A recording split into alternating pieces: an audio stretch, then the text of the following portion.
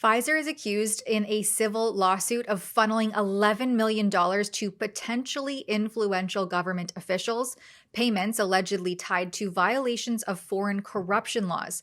Who were these officials? What roles did they play? And why were they receiving that money? I'm going to show you what we know so far and how you can help uncover the rest. So let's dig in. Every medication or vaccine can come with rare side effects, which will not be picked up until many millions of people receive the vaccine.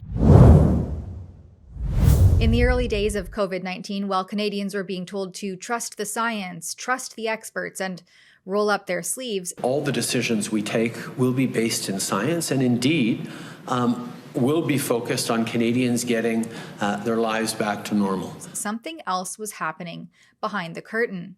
As brought to the recent attention of Canadian virologist and immunologist Dr. Byram Bridle, a 2023 whistleblower lawsuit in California alleges that Pfizer may have violated foreign corruption laws by directing massive payments to what they call potentially influential government officials, or PIGOs.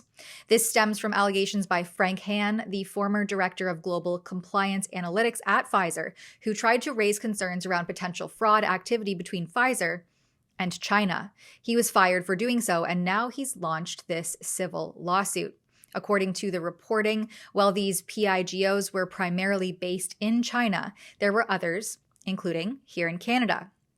The Fierce Pharma article says, back in 2021, Han says he discovered that Pfizer had spent over 10 times the amount of money on potentially influential government officials in China than the company had spent on these officials in other countries. So sometime between the second quarter of 2019 and the third quarter of 2021, that's before the pandemic declaration and right through the global rollout of the novel modified RNA shots, Pfizer reportedly spent $168 million targeting officials in China, $12 million in the United States, and $11 million here in Canada. As Dr. Bridle points out in his Substack article, Canada has an economy roughly 1/12 of the size of the US, and a pharmaceutical market approximately 1/18 the size. Yet we received nearly the same amount of Pfizer money as the Americans. Why? Why would a company invest almost as much money influencing Canadian officials as American ones, when historically at least, Canadian public health agencies tend to follow the lead of the United States anyway? If influence was already being exerted south of the border, why spend so heavily here? Why spend it all? After all, $11 million isn't exactly pocket change. And those weren't generic marketing dollars. These were payments allegedly directed toward individuals deemed potentially influential inside of our government system. Who were they and what positions did they hold? What decisions were they involved in? Were they connected to pandemic declarations, vaccine procurement, public health messaging, mandates? This is a massive scandal, and Canadians deserve to know those answers. That's why I have immediately filed for access to information on all of this. And if you'd like to stay tuned and support this investigative journalism, you can do so at rebelinvestigates.com. Now, under Canada's conflict of interest rules, public officials are required to disclose certain financial relationships, but it doesn't always happen. And as of today, there's no easily searchable public database that explains where Pfizer's $11 million to Canadian PIGOs actually went.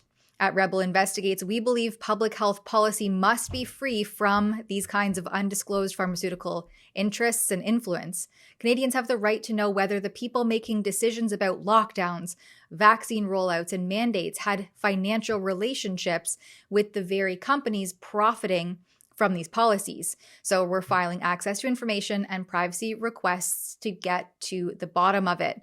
We're asking for disclosure because Canadians deserve to know who received that money and what it was for. If Pfizer allocated a disproportionately large budget to target Canadian government officials during the most consequential public health crisis in modern history, Canadians deserve that information. If there's nothing to hide, then there should be nothing to withhold, and this should all be a quick turnaround. So stay tuned. For Rebel News, I'm Tamara Ugolini. You can follow this investigation and others, as well as support these kinds of ATIP filings at rebelinvestigates.com. That's rebelinvestigates.com.